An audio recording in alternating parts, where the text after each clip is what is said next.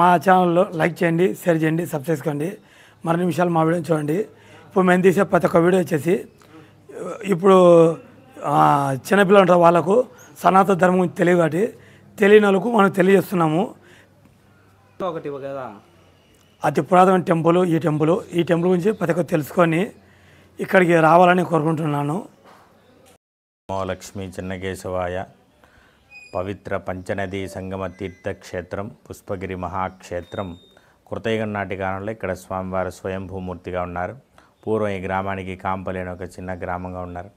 గరుత్మంతుడి యొక్క తల్లి దాసి విముక్తి కోసం అమృత భాండం తీసుకుని వెళ్ళేటప్పుడు ఇంద్రుడు వజ్రాయుధం చేత ప్రయోగం చేయడం వలన అక్కడ అమృత కలశంలోంచి కొన్ని బుందులు ఇక్కడ ఒలకడం జరిగింది. అందువల్ల ఇది అమృతం ఒలికిన స్థలంగా ప్రసిద్ధి అయిన క్షేత్రం అయినది.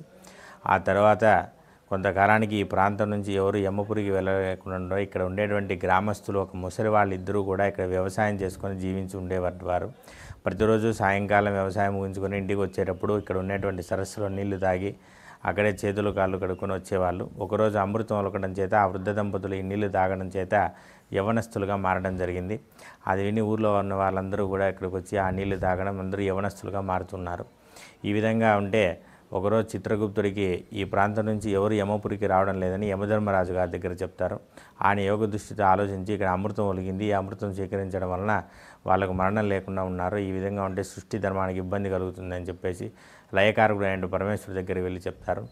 ఆయన వెళ్ళి మీరు బ్రహ్మ దగ్గరికి వెళ్ళండి అని చెప్తారు. బ్రహ్మ దగ్గరికి వెళ్తే నేను తలరాత రాసేయడంలోనే సమయం కరెక్ట్గా ఉన్నది, మీరు వెళ్ళి వైకుంఠంలో వెళ్ళి స్వామిని సంప్రదించండి అని చెప్తారు. అప్పుడు వైకుంఠానికి ఇంద్రా దిక్పాలకులు, యమధర్మరాజు, చిత్రగుప్తుడు, దేవతలందరూ కూడా కలిసి వైకుంఠానికి వెళ్తారు. వైకుంఠం వెళ్ళిన సమయంలో దక్షిణాయన స్వామి యోగనిద్రలో ఉంటారు. పాదసేవ చేస్తున్నటువంటి మహాలక్ష్మీదేవి ఆంజనేయ స్వామిని వాయుదేవుని పిలిచి ఈ విధంగా అమృతం ఒలికింది, అక్కడ మీరు కైలాస పర్వతం నుండి ఒక పర్వతాన్ని తీసుకొని వెళ్ళి అక్కడ వేయండి అని చెప్తారు. ఈ సరస్సు పైన వేసిన కొండ ప్రస్తుతం మనం చూస్తున్నటువంటి కొండనే.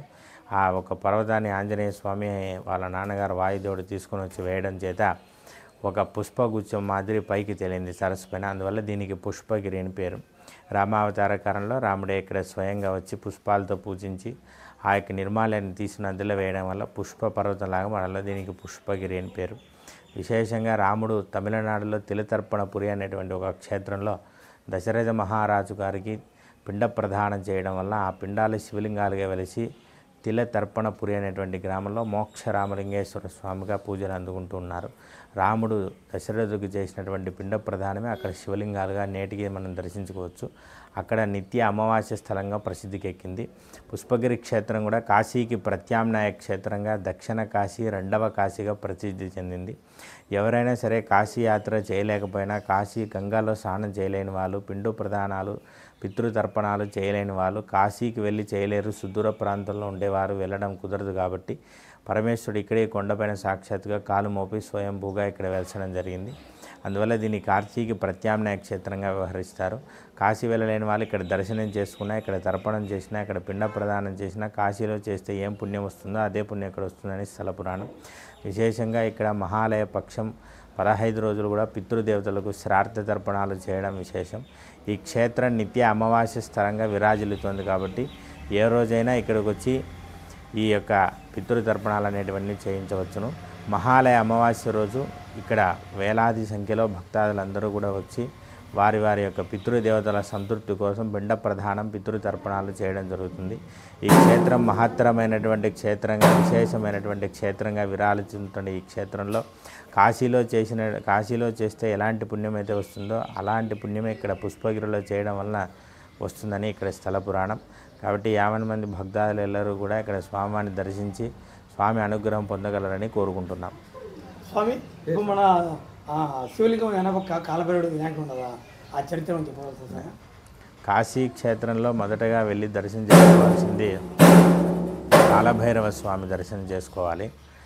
అదేవిధంగా ఇది దక్షిణ కాశీకి ప్రత్యామ్నాయ క్షేత్రం అయినందువలన ఇక్కడ ప్రత్యేక సన్నిధిలో కాలభైరవుడు లేకుండా కాశీ క్షేత్రంలో మొదటగా కాలభైరవుడు దర్శనం చేసుకొని అనంతరం డుండి వినాయక స్వామి దర్శనం చేసుకున్న తర్వాతనే విశ్వనాథుని సేవించాలనేది కాశీఖండంలో చెప్పబడింది. కాబట్టి అదేవిధంగా ఇక్కడ ఆలయంలో స్వామివారి వెనకాలనే వినాయకుడు, కాలభైరవుడు, స్వామి ముగ్గురు ఒకే గర్భాలయంలో ఉండడం విశేషం. ఈ ముగ్గురిని దర్శించుకోవడం వలనే కాశీ యాత్ర చేసిన ఫలితం వస్తుంది. స్థల పురాణం.